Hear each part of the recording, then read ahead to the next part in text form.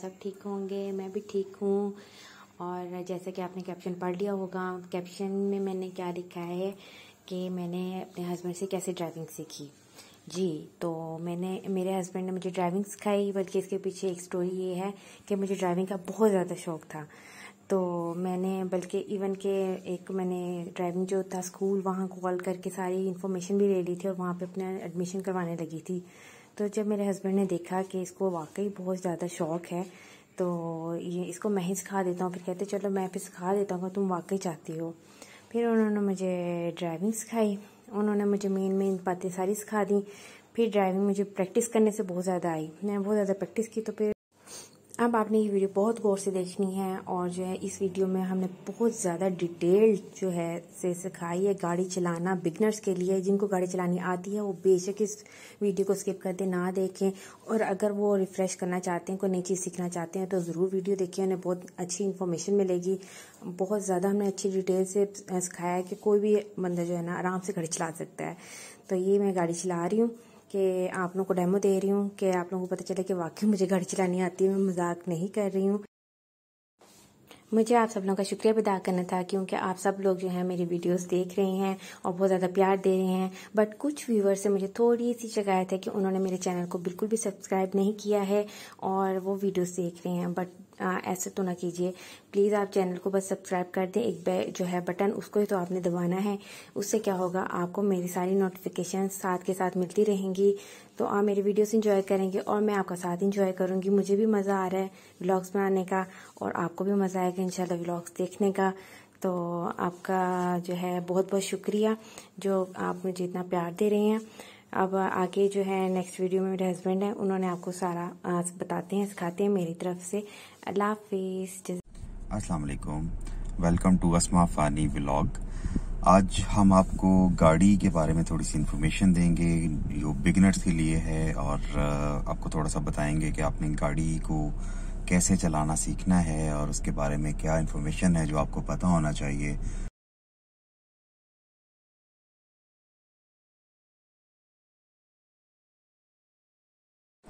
नाज़रीन, अब जो आप देख रहे हैं बेसिकली ये आपका गाड़ी का इग्निशन है, मेन इग्निशन, जो कि आपके स्टीयरिंग के बिल्कुल साथ मौजूद होता है। यहाँ पे आपने अपनी गाड़ी की कीज लगानी होती हैं। आपकी कीज ये 0 के ऊपर है, इसका मतलब गाड़ी आपकी टोटल ऑफ कंडीशन में है। 1 के ऊपर है तो आपका इग्निशन ऑन है। नंबर 2 के ऊपर रेडी स्टेट होती है। नंबर 3 के ऊपर गाड़ी स्टार्ट होती है और ये स्टार्ट होके वापस इसने अपनी जगह पे आ जाना होता है। जैसा कि मैं आपको दिखाता हूँ, इसको हल्का सा हमें पुश करना होता है। ये नंबर 1 के ऊपर आई। नंबर 1 के ऊपर आप देखें कि आपका अभी भी स्पीडोमीटर जो है वो बिल्कुल 0 कंडीशन में है, इसके पास पावर नहीं पहुंची, लेकिन आपका रेडियो इसके ऊपर ऑन हो जाता है। और अगर आप इसकी एयर ऑन करें तो आप देख रहे हैं कि इसकी एयर भी ऑन नहीं हो रही इस कंडीशन के अंदर। अब मैं इसको नंबर 2 के ऊपर लेके आता हूं। अब आप देख सकते हैं कि आपका स्पीडोमीटर जो कि फंक्शनल हो गया है।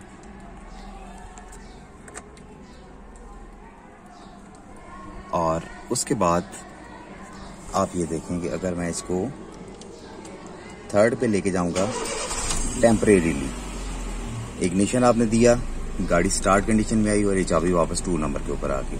2 नंबर के ऊपर आने का मतलब ये है कि गाड़ी इस वक्त आपकी पावर के अंदर है और आपकी गाड़ी स्टार्ट हो चुकी हुई है।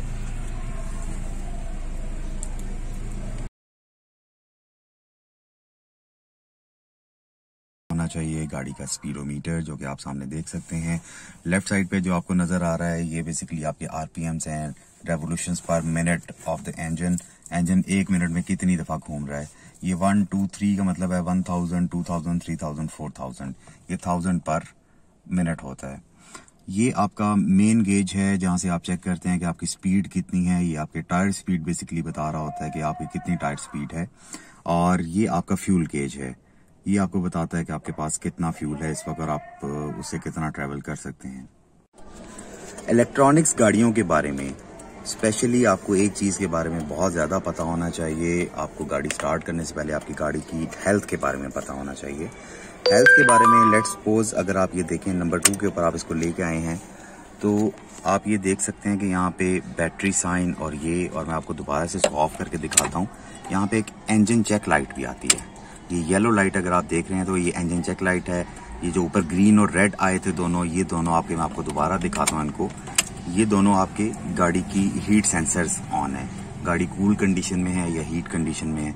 जब तक आपकी इंजन लाइट ऑन होके दोबारा ऑफ नहीं होती तब तक आपने गाड़ी को इग्निशन नहीं देना। ये बेसिकली गाड़ी की सेल्फ डायग्नोस्टिक है, सेल्फ टेस्टिंग है। ये पहले अपने आप को चेक करती है कि इंजन में किसी किस्म का कोई प्रॉब्लम तो नहीं है। अगर प्रॉब्लम हो तो ये लाइट ऑन रहती है। अगर ये लाइट ऑन रहे इसका मतलब है कि आपने सबसे पहले अपने मैकेनिक को चेक करवाना है और उसके बाद आप अपनी गाड़ी को स्टार्ट करें। अगर ये लाइट ऑन होके ऑफ हो जाती है, इट मीन्स कि ये लाइट, आपकी गाड़ी इस वक्त इंजन वाइज ठीक है और ये आपका इंजन स्टार्टेबल है, इसको स्टार्ट किया जा सकता है। इसके साथ अगर आप देखें तो ये आपके पास लेफ्ट साइड पे डोर ओपन साइन है। मैंने क्योंकि गाड़ी का दरवाजा इस वक्त खोल के रखा हुआ है आपको दिखाने के लिए। मैं जैसे ही गाड़ी का दरवाजा बंद करता हूँ ये ऑफ हो जाता है और ये दोबारा मैंने जैसे ही ऑन किया तो गाड़ी का दरवाजा ऑन हो गया। उसके साथ बैटरी साइन है। बैटरी साइन इसलिए आ रहा है कि बैटरी इस वक्त कंज्यूम हो रही है। गाड़ी की आपकी की लगी हुई है, गाड़ी को हमने इग्निशन के ऊपर लगाया हुआ है और इग्निशन पे लगाने के बाद क्योंकि इसके बाकी फंक्शंस ऑपरेटिव हो जाते हैं तो इस वजह से ये बैटरी साइन ऑन है। जिस वक्त हम अपनी गाड़ी को स्टार्ट कर लेंगे तो ये बैटरी साइन ऑफ होना चाहिए। अगर ये ऑफ नहीं होगा इट मीन्स कि आपकी बैटरी अभी भी चार्ज नहीं हो रही। गाड़ी के स्टार्ट होने के बाद आपकी बैटरी चार्ज होनी शुरू हो जाती है। अगर ये नहीं हो रही तो फौरन से आप अपने किसी इलेक्ट्रिशियन को चेक करवाइए, क्योंकि मे बी आपके जनरेटर के अंदर, इलेक्ट्रिसिटी जनरेटर के अंदर कोई इशू आ रहा है जो गाड़ी में लगा हुआ है, या किसी और किस्म का प्रॉब्लम है, कोई वायर लूज है, शायद इस वजह से आपका नहीं आ रहा। तीसरा आपके पास ऑयल साइन आ रहा है। ऑयल साइन बेसिकली इसलिए होता है कि गाड़ी का जो इंजन ऑयल है वो इस वक्त अवेलेबल है, रेडी कंडीशन में है। अगर ये आपका साइन नहीं आ रहा है इट मीन्स कि आपके पास गाड़ी के अंदर इंजन ऑयल लो है। आपको इसको वेरीफाई करने की जरूरत होती है। ये आपको जो सेंटर में नजर आ रहा है ये बेसिकली आपके पास हैंड ब्रेक का साइन है। हैंड ब्रेक के बारे में मैं अभी आपको थोड़ी देर में बताता हूँ कि हैंड ब्रेक क्या काम करती है, उसको कब आपने यूज करना होता है। अगर आपकी हैंड ब्रेक पुल हुई हुई है, इस वक्त इंगेज्ड है, तो इस वक्त ये आपका साइन ऑन होगा। जैसे ही मैं इसको डिसएंगेज करूंगा ये ऑफ हो जाएगा। अब मैंने दोबारा इसको एंगेज किया, ये फौरन से साइन ऑन हो गया। ये स्टीयरिंग है। This is the sign of steering. Steering का साइन ये होता है कि स्टीयरिंग इस वक्त आपका हाइड्रोलिक नहीं है। इस वक्त अगर मैं इसको मूव करके देखता हूँ तो ये बहुत आपका सख्त हुआ हुआ है स्टीयरिंग, जबकि नॉर्मल कंडीशन में जब गाड़ी स्टार्ट होती है तो स्टीयरिंग बहुत इजी हो जाता है इसको मूव करना। ये साइन जैसे ही आप गाड़ी का इंजन स्टार्ट करेंगे उसके बाद आपका ऑफ हो जाएगा। अब मैंने इग्निशन में इसको लगाया हुआ है, मैं इसको दोबारा ऑफ करके फिर ऑन करता हूँ, आपको दोबारा कॉन्फ़िगरेशन सारी दिखाता हूँ। अब ये देखें, जब इस कंडीशन में आपकी गाड़ी है तो आपने इसको ऑन करना है। ऑन करते ही आपने देखा आपके पास बाकी सारे साइंस ऑफ हो गए हैं, जिसका मतलब है गाड़ी आपकी ठीक कंडीशन में है और आपके पास हैंड ब्रेक का साइन सिर्फ ऑन है, क्योंकि मैंने हैंड ब्रेक पुश करके रखी हुई है।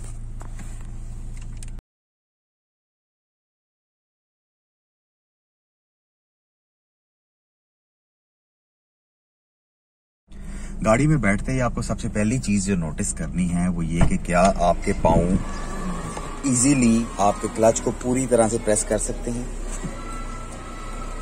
बिल्कुल एंड तक लेके जा सकते हैं या नहीं, क्योंकि clutch is the most important. अगर नहीं लेके जा सकते तो फिर आपने अपनी गाड़ी को आगे की तरफ पुश करना है, सीट को, या पीछे की तरफ पुश करना है। उसके लिए नॉब होता है। इस नॉब के जरिए आप अपनी सीट को जितना आगे या जितना पीछे लेके जाना चाहते हैं उतना ले जा सकते हैं ताकि आप उसको यूज कर सकें। जैसे कि अब अगर मेरी गाड़ी सही जगह पे नहीं थी तो मैं इसको ये आगे और ये पीछे मूव कर सकता हूँ।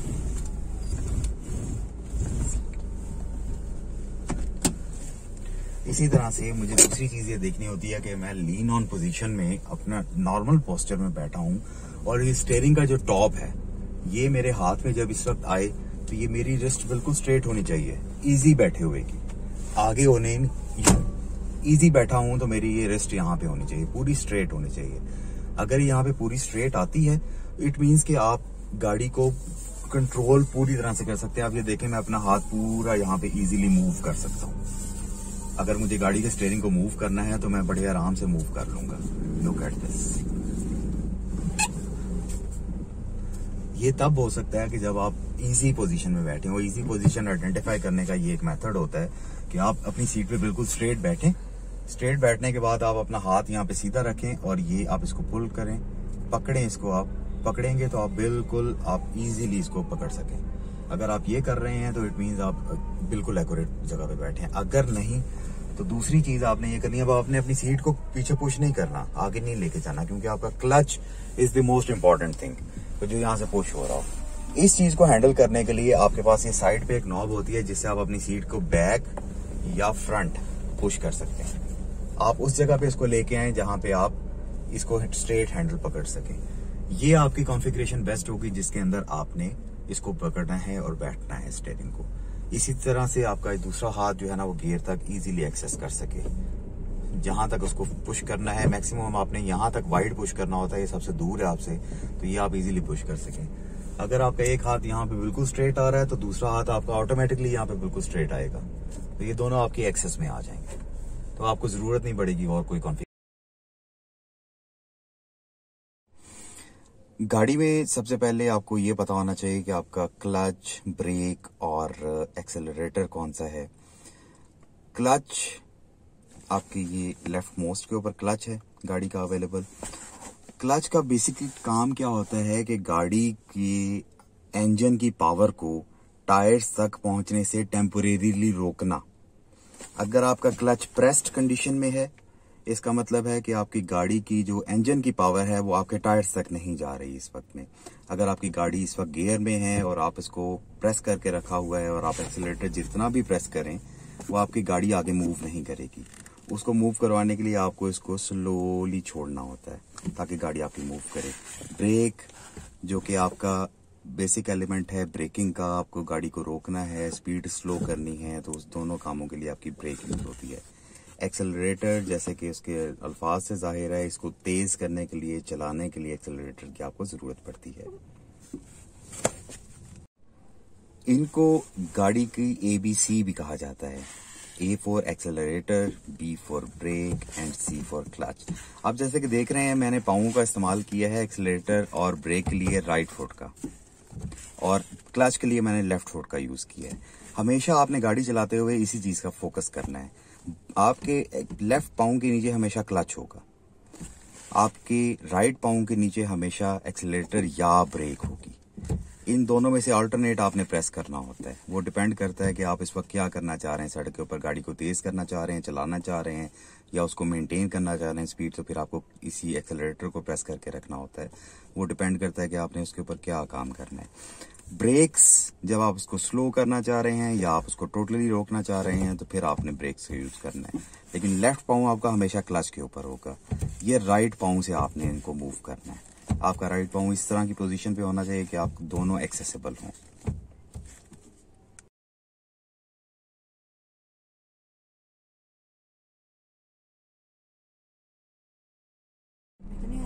अभी हमने हैंड ब्रेक का जिक्र किया था, ये हमारी गाड़ी की हैंड ब्रेक है। हैंड ब्रेक को यूज करने का मेथड ये होता है कि आपने इस बटन, अब ये एंगेज्ड कंडीशन में है, एंगेज्ड कंडीशन में है, तो इसका मतलब है कि आपकी गाड़ी मूव नहीं करेगी। इसको अगर आपने पुश करके रखा हुआ तो आपकी गाड़ी मूव नहीं करेगी। इसको उतारने का तरीका ये होता है कि आप इसको बटन को प्रेस करना है। बटन को प्रेस करेंगे तो आपको फील होगा कि बटन थोड़ा सा लॉक्ड कंडीशन में है। इसको हल्का सा ऊपर की तरफ खींचें, बटन को पुश करें, आप ये देखें बटन अंदर चला गया। आप इसको रिलीज कर दें, रिलीज होके ये अपनी रिलीज कंडीशन में आ गई। यहाँ से आपका हैंड ब्रेक का साइन भी खत्म हो गया। ये हैंड ब्रेक का साइन खत्म हुआ और आपकी हैंड ब्रेक इस वक्त डिसएंगेज्ड है। इस वक्त डिसएंगेज्ड का मतलब ये है कि आप अपनी गाड़ी को यूज कर सकते हैं, चला सकते हैं। इस वक्त हैंड ब्रेक आपकी एप्लीकेबल नहीं होगी। गाड़ी चलाते हुए किसी वक्त भी आपने हैंड ब्रेक को पुश नहीं करना। हैंड ब्रेक का कोई फंक्शन गाड़ी चलाते हुए नहीं होता। ये आपके पिछले टायरों को होल्ड करके रखती है। नॉर्मली आपने देखा होगा लोग ड्रिफ्टिंग करते हैं तो ड्रिफ्टिंग में वो हैंड ब्रेक यूज कर रहे होते हैं। कुछ वीडियोस के अंदर आपने इस चीज को नोटिस किया होगा। लेकिन अगर आप बिगिनर हैं तो प्लीज आपने इस चीज को बिल्कुल यूज नहीं करना।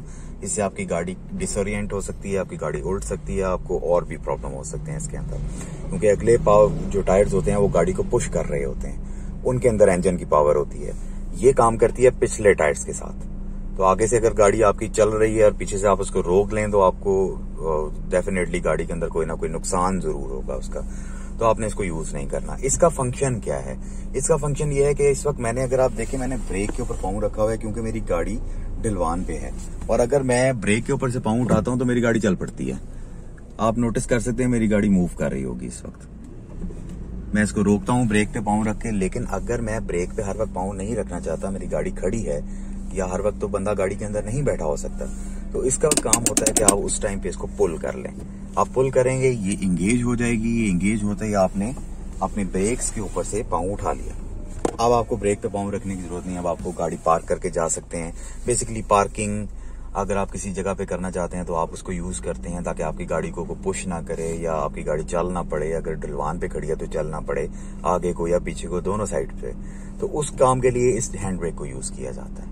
ये हैंड ब्रेक का सिर्फ एक ही पर्पज है, इसके अलावा आपने ड्राइविंग के दौरान इसको यूज नहीं करना। अब मैं वापस अपना इसको ब्रेक्स को पुश करता हूँ और मैं अपनी हैंड ब्रेक डिसएंगेज करता हूँ। हैंड ब्रेक डिसएंगेज हो गई है और मेरी गाड़ी अभी खड़ी है क्योंकि मैंने ब्रेक पे पाँव रखा हुआ है। अगर मैं ब्रेक पे पाँव उठाऊंगा तो फिर गाड़ी चल पड़ेगी। अब मैं दोबारा इसको पाँव रख लेता हूँ इस गाड़ी के ऊपर।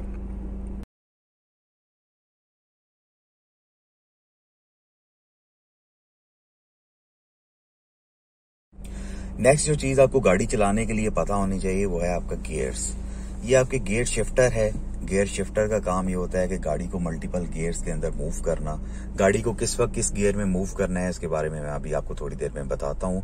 बेसिकली नॉर्मली जो आपकी गाड़ियां आ रही हैं उसके अंदर 5 फॉरवर्ड गियर होते हैं, 5 अगले गियर्स हैं और 1 रिवर्स गियर होता है इसके अंदर।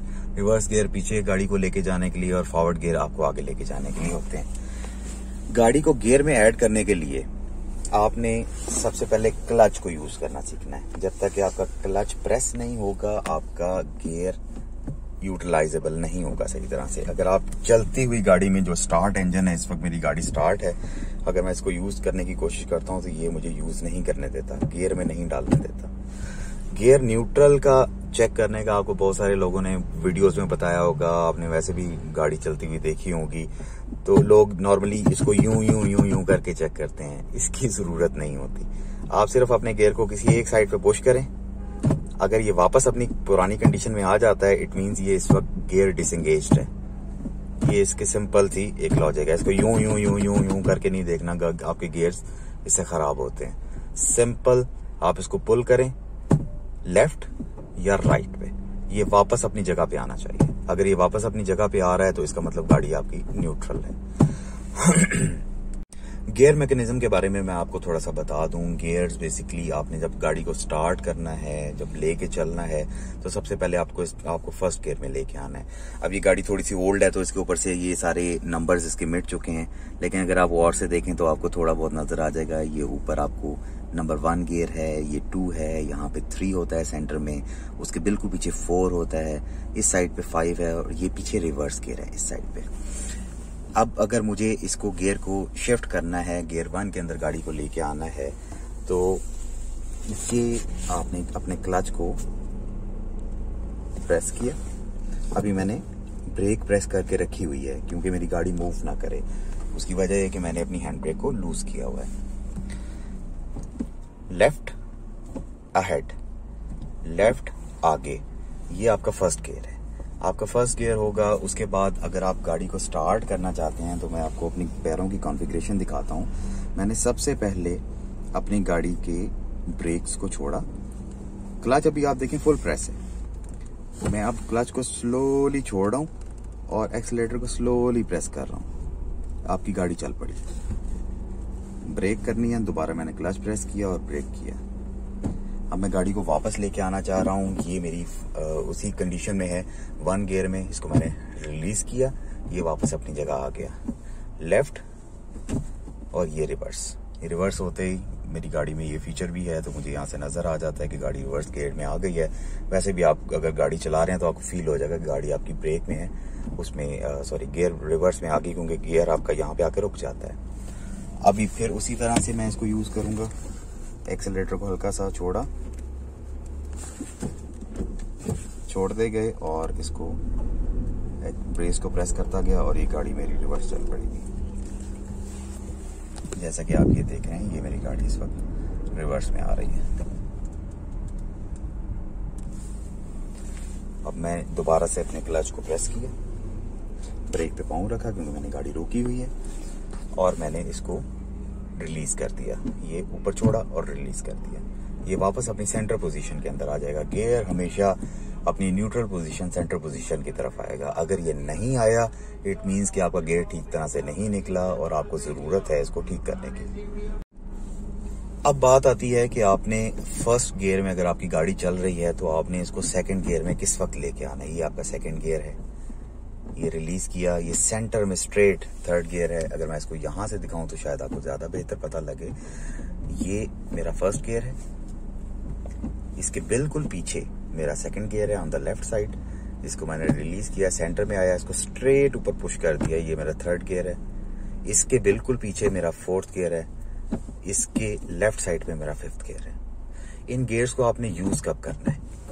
फर्स्ट गियर आपने गाड़ी चलाते हुए लगाना है और गाड़ी जब आपकी चल पड़ती है तो उस वक्त आपको गाड़ी की साउंड से अंदाजा होता है कि गाड़ी की साउंड थोड़ी सी अगर डिस्टर्बिंग हो रही है या थोड़ी सी ऊंची हो रही है, इसका मतलब इंजन पे प्रेशर पड़ रहा है और आपको अब सेकंड गियर लगाने की जरूरत है।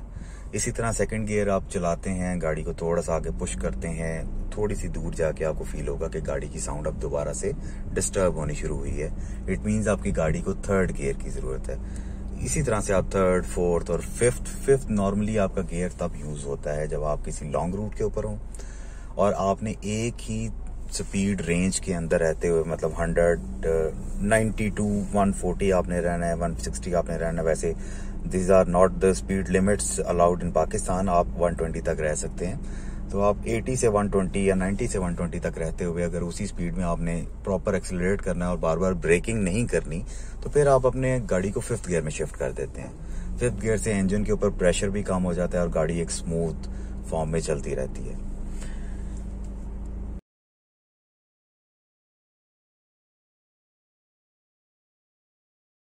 अगर आप अपनी गाड़ी के स्टीयरिंग को फोकस करें और देखेंगे आपकी गाड़ी की साइड पे एक राइट साइड पे नॉब है और एक लेफ्ट साइड पे नॉब है। यूजुअली गाड़ी में दो नॉब्स ही होती हैं, कुछ गाड़ियों में से ज्यादा भी होती हैं, वो लेफ्ट साइड पे ज्यादा होती हैं, कुछ उसके फंक्शन ज्यादा होते हैं, लेकिन नॉर्मल गाड़ियों में दो ही होती हैं। लेफ्ट पे जो आपके पास है इसके दो फंक्शंस होते हैं, नंबर 1 बल्कि 3 फंक्शन होते हैं। अगर मैं आपको टोटली इसके बारे में बताऊं, नंबर 1 ये कि अगर आप गाड़ी को राइट साइड पे मोड़ना चाह रहे हैं तो आप इसको डाउन की तरफ प्रेस करते हैं। जैसे आपने डाउन किया तो आपकी गाड़ी का राइट इंडिकेटर ऑन हो जाता है, जो कि बताता है बाकी लोगों को कि आप दाईं तरफ मुड़ना चाह रहे हैं।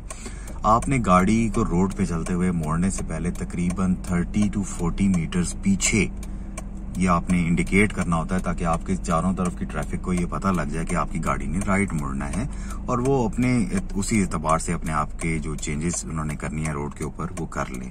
किसी ने अपनी गाड़ी को रोकना होगा, किसी ने स्लो करना होगा या किसी ने तेज निकलना होगा, वो अकॉर्डिंगली निकल जाएंगे। इंडिकेट करने का कतन ये मकसद नहीं है कि आपने इंडिकेट कर दिया और आप मोड़ दें, गलत। आपने हमेशा अपने राइट मिरर्स को देखना है राइट मोड़ते हुए, आपने बैक मिरर को देखना है राइट मोड़ते हुए। यहां से आपको अंदाजा होगा कि आपने गाड़ी को किस तरह से मूव करना है। आपने स्लो करना है, कोई आपके करीब है जो गुजर रहा है या बहुत ज्यादा बॉडी के करीब है गाड़ी की जो गुजर रहा है, तो उसको आपने पहले गुजरने देना है, आपने स्लो करके निकालना है। जब आप ये अपना स्टीयरिंग मोड़ते हैं और ये जब वापस आता है तो ये देखें ऑटोमेटिकली आपका इंडिकेटर बंद हो जाता है। गाड़ी के अंदर फंक्शन होता है, इसको वापस पुश करने की जरूरत नहीं होती। इसी तरह से जब आपने लेफ्ट मोड़ना है तो आप इसको ऊपर की तरफ पुश करते हैं, आपका लेफ्ट इंडिकेटर ऑन हो जाता है, आपके बाहर के लेफ्ट इंडिकेटर्स भी ऑन हो जाते हैं। वहां से आपको पता लगता है कि जी आप गाड़ी मोड़ना चाह रहे हैं, तो फिर भी अकॉर्डिंगली लोग उसको चेंज कर लेते हैं।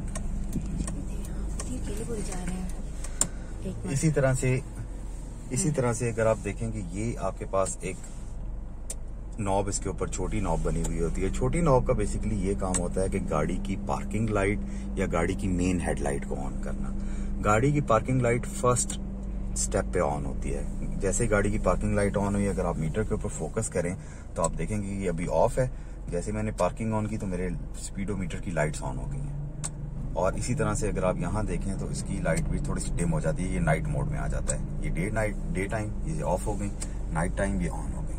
इसी तरह से ये डिम और लाइट होती है। उसके बाद आपकी ये हेडलाइट ऑन होगी। सेकंड स्टेप के ऊपर हेडलाइट ऑन आपको रात को करनी होती है और आपने इसको रखना होता है नॉर्मली लो के ऊपर। अगर आप इसको पीछे की तरफ पुश करते हैं तो ये हाई बीम ऑन होती है। हाई बीम आगे से आने वाले लोगों के लिए खतरनाक होती है, इसलिए आप हाई बीम को अवॉइड करें। हाई बीम के लिए आपकी गाड़ी के अंदर ये इंडिकेटर भी ऑन हो जाता है कि आपको बताए कि आपकी गाड़ी इस वक्त हाई बीम पे है, ताकि आप इसको खत्म करें। आप हाई बीम से जैसे वापस इसको ऊपर की तरफ पुश करते हैं तो ये वो आपका इंडिकेटर बंद हो गया। ये हाई पे था और ये बंद हो गया। आपने इसको लो बीम के ऊपर रखना होता है। अगर आपको जरूरत पड़ती है किसी वक्त अचानक से हाई बीम करने की, तो आप इसको अगर ऊपर की तरफ पुश करेंगे अपनी तरफ, तो ये हाई बीम दोबारा ऑन हो जाता है। और जितनी देर आप इसको पुश रखेंगे आपकी बीम हाई रहेगी।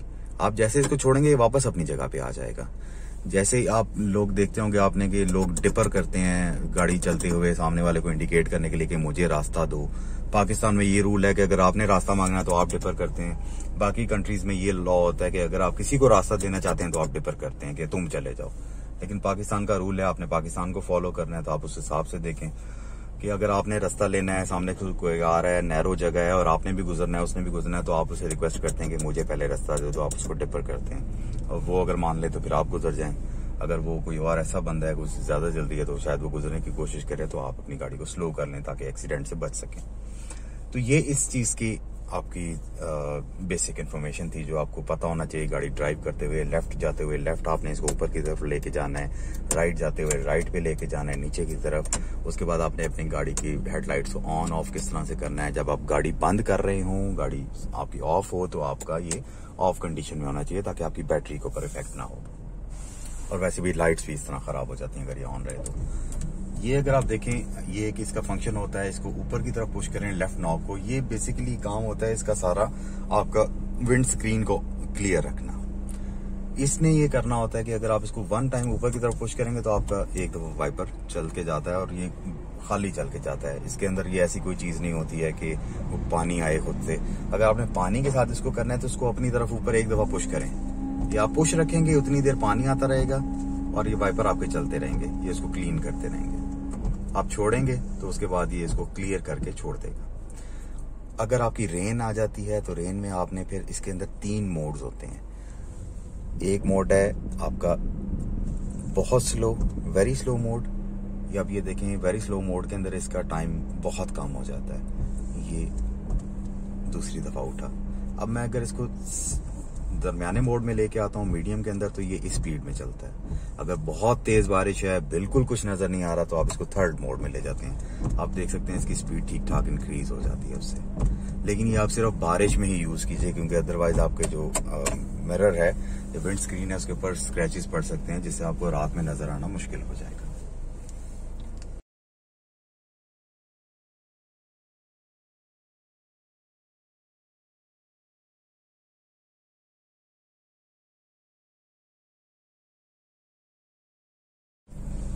अब मैं आप गाड़ी को फर्स्ट गियर और सेकंड गियर थोड़ा सा शिफ्ट करके दिखाता हूँ आपको, थोड़ा सा उसके बारे में अंदाजा हो जाएगा।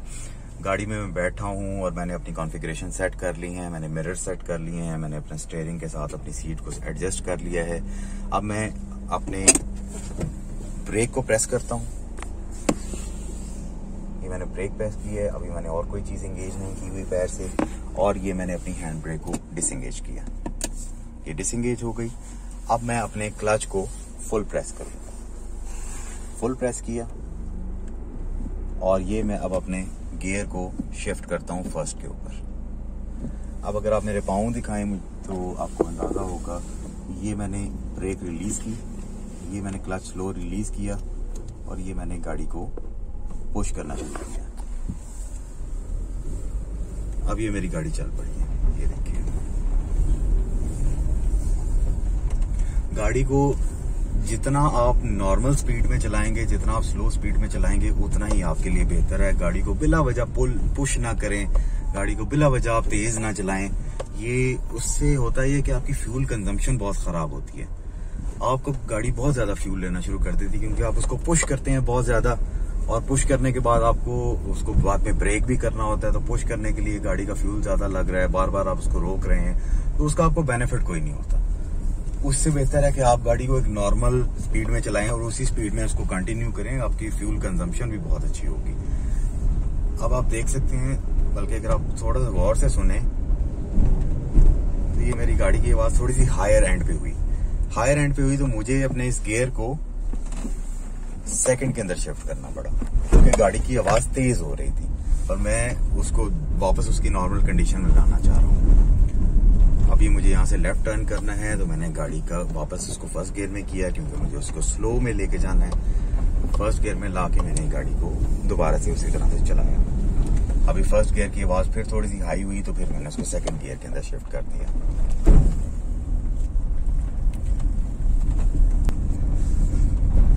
आप साथ साथ देख सकते हैं इस वक्त सेकंड गियर में है, स्पीड मेरी 20 से ऊपर है। मुझे गाड़ी को स्लो करना है स्पीड ब्रेकर की वजह से। अब ये गाड़ी की स्पीड आप देख सकते हैं ऑलमोस्ट 0 पे आ गई है, क्योंकि गाड़ी मैंने बहुत स्लो कर दी है। मुझे वापस इसको फर्स्ट गियर में लेके आना है। वापस मैं इसको फर्स्ट गियर में लेके आया हूँ। अब ये दोबारा गाड़ी चली, स्पीडोमीटर 20 से ऊपर गया, गाड़ी की साउंड चेंज हुई। अब मुझे इसको वापस सेकंड गियर में शिफ्ट करना है। अब ये सेकंड गियर में चलेगी। इसी तरह से आपको गाड़ी की साउंड खुद बताती है कि आपने उसका गियर कब शिफ्ट करना है। गियर शिफ्टिंग बहुत क्रिटिकल होती है।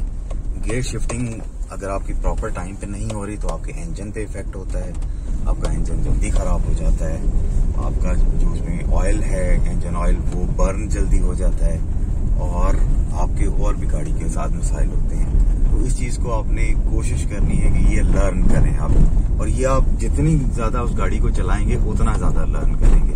गाड़ी चलाने के लिए स्पेसिफिकली मैं आपको एक चीज और भी बताता चलूं कि गाड़ी आपने हर रोज एक नई गाड़ी के ऊपर नहीं ट्राई करना। यानी आपने आज एक गाड़ी के ऊपर चला लिया, कल कोई दोस्त की गाड़ी मिल गई उसको चला के देख लिया, परसों कोई और गाड़ी मिल गई उसको चला के देख लिया। जब आप सीख रहे हैं तो आप किसी एक गाड़ी के ऊपर सीखें ताकि उसके डायनामिक्स आपको पता हो। जब उस गाड़ी पे आप सीख लेंगे उसके बाद आप जितनी मर्जी गाड़ियां चेंज करेंगे आपको उस गाड़ी की इनिशियल समझ आएगी फौरन से, और आप उसको चलाना शुरू कर देंगे। तमाम गाड़ियां तकरीबन एक सी होती हैं, लेकिन क्योंकि मैकेनिकल चीज है थोड़ा सा फर्क होता है कि किसी का क्लच थोड़ा सा ऊपर जाके ऑपरेट करता है, किसी का क्लच थोड़ा सा नीचे जाके ऑपरेट करता है। तो आपने ये अगर एक ही गाड़ी भी सीख रहे होंगे तो आप कंफ्यूज नहीं होंगे और आप जल्दी सीख जाएंगे। आप मल्टीपल गाड़ियों के ऊपर सीखेंगे तो फिर आपको प्रॉब्लम होगी। किसी गाड़ी का क्लच किसी तरह से है, किसी की बॉडी किस तरह बिहेव करती है, किसी का इंजन किसी और तरह से बिहेव करता है, किसी का इंजन पावरफुल है, किसी का इंजन पावरफुल नहीं है। तो आपको किसी एक गाड़ी को फोकस करना है। कोई भी एक गाड़ी देखें। नॉर्मली हमारे यहाँ जिस तरह होता है घर में एक ही गाड़ी होती है जिसके ऊपर हम चला रहे होते हैं, तो वो ज्यादा बेहतर होता है कि अगर आप उसी पे सीख रहे हैं तो वो ज्यादा आप लोग ज्यादा इजीली चला सकते हैं। लेकिन अगर आप एक गाड़ी पे सीख रहे हैं और आप फौरन से दूसरी गाड़ी शिफ्ट करेंगे, जब आप एक पे सीख भी चुके हैं तो आपको डिफरेंस फील होगा गाड़ी पे। यार मेरी गाड़ी तो ऐसे नहीं चलती, ये थोड़ी सी डिफरेंट चल रही है। हर गाड़ी थोड़ी सी डिफरेंट होती है, थोड़ी सी माइनर सा एक फर्क होता है जो आपको बैठ के महसूस होता है, लेकिन वो वक्त के साथ साथ सेटल डाउन हो जाता है। आप उसके साथ सेटल डाउन हो जाते हैं। Thank you so much. अगर आप चाहते हैं कि आपको इसी तरह की ऑटोमेटिक गाड़ी के बारे में भी थोड़ी बहुत इन्फॉर्मेशन दी जाए, उसके बारे में नो हाउ दी जाए, तो आप मुझे कमेंट्स में ज़रूर बताइएगा। तो फिर मैं आपको इंशाल्लाह एक नेक्स्ट वीडियो के अंदर ऑटोमेटिक गाड़ी के बारे में भी इन्फॉर्मेशन दे दूँगा। Thank you.